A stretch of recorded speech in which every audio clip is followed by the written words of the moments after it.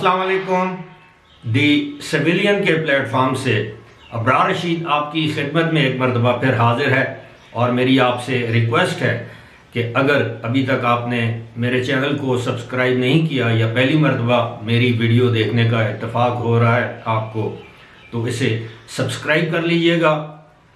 Bell icon یا notification icon جیسے کہتے ہیں، گھنٹی کا بٹن، اس کو بھی ضرور پریس کیجئے گا تاکہ میری ویڈیو آپ تک بر وقت پہنچے اور آپ کا اور میرا یہ رابطہ قائم رہے۔ اب ہمارے عظیم لاکھوں میں ایک ہر دل عزیز وزیر اطلاعات جناب فواد چودھری نے ایک خوشخبری سنائی ہے۔ خوشخبری یہ ہے کہ بقول فواد چودھری کے کہ ان قریب ہمارے وزیر اعظم کپتان جناب عمران خان جلد ہی یورپی ممالک کا دورہ کریں گے۔ میں خوشخبری اس لیے کہہ رہا ہوں کہ ظاہر ہے ابھی تک تو میں نے نہیں سنا کہ یورپی یونین کے کسی ملک نے ہمارے وزیر اعظم کو سرکاری دورے کی دعوت دی ہو۔ ممکن ہے کسی ملک نے بلایا ہو، ممکن ہے ہماری وزارت خارجہ نے کوئی درخواست بھیجی ہو تاکہ ہمارے وزیر اعظم روس اور یوکرین کے حوالے سے جو ان کا موقف ہے اس کو واضح کر سکیں اور اپنے دورہ روس کے حوالے سے ان کو اعتماد میں لے سکیں۔ اس میں کوئی شک نہیں کہ تمام یورپ، امریکہ، کینیڈا، آسٹریلیا، دیگر ترقی یافتہ ممالک اس وقت پاکستانی حکومت سے ناراض ہیں۔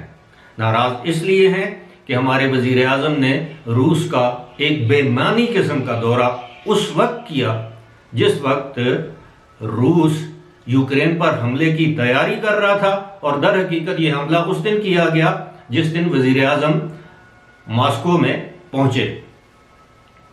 اب وزیر اعظم ہمارے ظاہر ہے انہوں نے کہا کہ جی یہ دورہ تاریخی اہمیت کا حامل ہے۔ ایک تو یہ ہے کہ ہمارے ہاں ہر چیز جو بھی وزیر اعظم کرے وہ تاریخی اہمیت کا حامل ہوتا ہے۔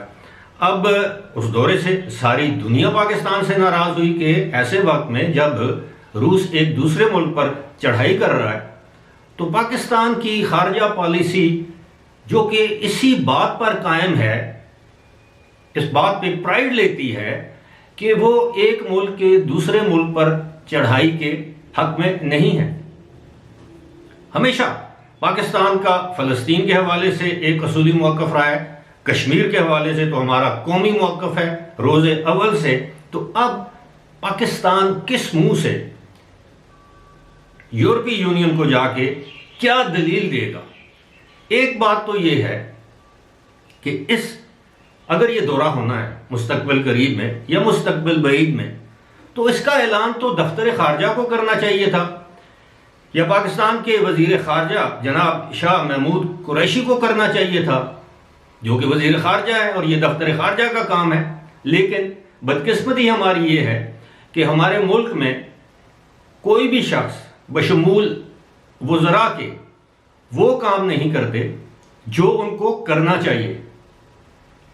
وزیر داخلہ وزارت خارجہ کے حوالے سے، خارجہ پالیسی کے حوالے سے بیان دیتے ہیں، وزیر خارجہ جلسوں میں اپوزیشن کو لتاڑتے نظر آتے ہیں، وزیر اطلاعات خارجہ پالیسی پر اپنا بیان دیتے ہیں، بیرونی دوروں کی نوید سناتے ہیں۔ ایک بات آپ کے علم میں ہے کہ حال ہی میں یورپی یونین کے ممبر 22 ممالک نے پاکستان کو ایک ہارش لینگویج والا، جیسے کہتے ہیں سخت زبان والا ایک خط لکھا ہے، جس کو دفتر خارجہ کے ترجمان نے کہا ہے کہ یہ سفارتی آداب کے خلاف ہے۔ لیکن ایسا کیوں کیا گیا؟ ایسا اس لیے کیا گیا کہ ہماری تجارت یورپ کے ساتھ وابستہ ہے، ہمارے دیرینہ تعلقات ہیں یورپ کے ساتھ، اور پھر یورپ کے جو اتحادی ہیں ہمارے خطے میں بشمول مڈل ایسٹ کے، سعودی عرب، U A E, Kuwait, Bahrain, Qatar, Oman, صرف ایک ملک کی محبت کے لیے آپ نے پوری دنیا کو ناراض کر دیا، اور ایک اور بات کہ فیٹف نے ایک مرتبہ پھر پاکستان کو گرے لسٹ میں رکھنے کا فیصلہ اور اعلان کیا ہے، یعنی پاکستان کے سر پر یہ تلوار لٹکتی رہے گی۔ وہ اس لیے کہ پاکستان کی حکومت خود بیرون ممالک، خاص طور پر برطانیہ میں جا کر منی لانڈرنگ کے کیسز کرتی رہی اپنے سیاسی مخالفین کے حوالے سے۔ بارہا یہ کہا جاتا رہا ایون وزیر اعظم کی جانب سے کہ پاکستانی بہت سے لوگ ایسے ہیں جو منی لانڈرنگ میں ملوث ہیں، اور حال ہی میں آپ نے دیکھا، یعنی پاناما لیکس کو چھوڑ دیں، پیراڈائز لیکس کو چھوڑ دیں، پینڈورا لیکس کو چھوڑ دیں، ابھی جو سوئس سیکرٹس یا لیکس آئی ہیں سوئس بینکوں کے حوالے سے، اس میں پاکستانیوں کے نام ہے۔ اب ظاہر ہے یہ کالا دھن ہے نا جو پاکستان سے کمایا جاتا ہے، بیرون ممالک شفٹ کیا جاتا ہے۔ اس حوالے سے حکومت ابھی تک کچھ نہیں کر سکی، معاف کیجیے گا، یعنی وہ کالا دھن باہر سے واپس منگوا نہیں سکی، اور عالمی دنیا کی آنکھیں تو بند نہیں ہیں۔ آپ ان کو جھوٹ بول کے، آپ یا ان کی آنکھوں میں دھول جھونک کے ان کو گمراہ نہیں کر سکتے، جس طرح گزشتہ 3.5 سال میں آپ نے اس قوم کو ماموں بنایا ہوا ہے، ایک کے اوپر دوسرا جھوٹ، ایک یو ٹرن کے بعد دوسرا یو ٹرن، دن رات حکومتی ترجمان عوام سے، قوم سے جھوٹ بولتے ہیں۔ اب یورپ اگر یہ جائیں گے، آپ کے علم میں ہوگا کہ پاکستان کو ایک اسپیشل سٹیٹس حاصل ہے یورپی یونین کے ممالک میں۔ پاکستان سے جو برآمدات جاتی ہیں ان پر انہوں نے ڈیوٹی کم رکھی ہوئی ہے، ایک قسم کا امتیازی پاکستان کے ساتھ سلوک کیا جاتا ہے، یعنی پاکستان کو ایک ایج حاصل ہے۔ کل کو اگر یورپی یونین یہ سٹیٹس پاکستان سے، G S P plus status Pakistan سے واپس لے لے تو ہمارے ایکسپورٹرز کا کیا ہوگا؟ ہماری ایکسپورٹ اورینٹڈ انڈسٹری کا کیا ہوگا؟ صنعت کاروں کا کیا ہوگا؟ ان صنعتوں میں کام کرنے والے مزدوروں کا کیا بنے گا؟ پہلے ہی سیالکوٹ میں جو ایک واقعہ ہوا، اس کے بعد کروڑوں ڈالرز کے جو آرڈرز تھے سیالکوٹ کی جو انڈسٹری ہے سپورٹ سے متعلق، ان کے آرڈرز کینسل کیے گئے صرف ایک واقعے کی وجہ سے۔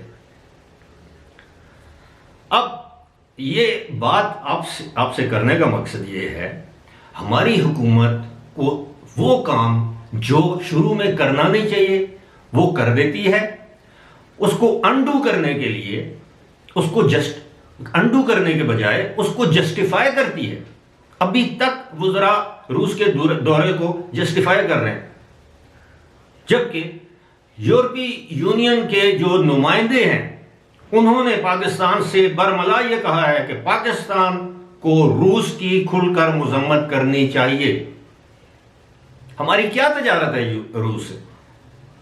گندم اگر ہم نے منگوانی ہے، اس سے پہلے بھی ہم آسٹریلیا سے درآمد کرتے رہے ہیں، امریکہ سے درآمد کرتے رہے ہیں، دیگر ممالک سے درآمد کرتے رہے ہیں ایک گندم کے لیے، اور پھر وزیر اعظم خود کہتے ہیں کہ پاکستان تو گندم میں خود کفیل ہے، جب قلت تھی تو آپ نے ایکسپورٹ کر دی۔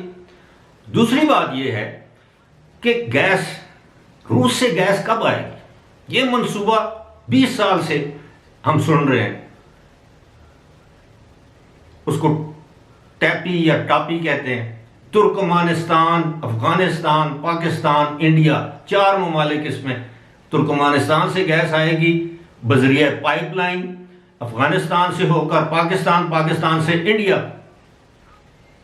وہ اسی وقت ممکن ہوگا نا، روس تو نہیں ہے، وہ ترکمانستان ایک الگ ملک ہے، وہ اسی وقت ممکن ہوگا جب افغانستان میں امن قائم ہوگا۔ سمجھ نہیں آتی ہماری خارجہ پالیسی کس طرف جا رہی ہے۔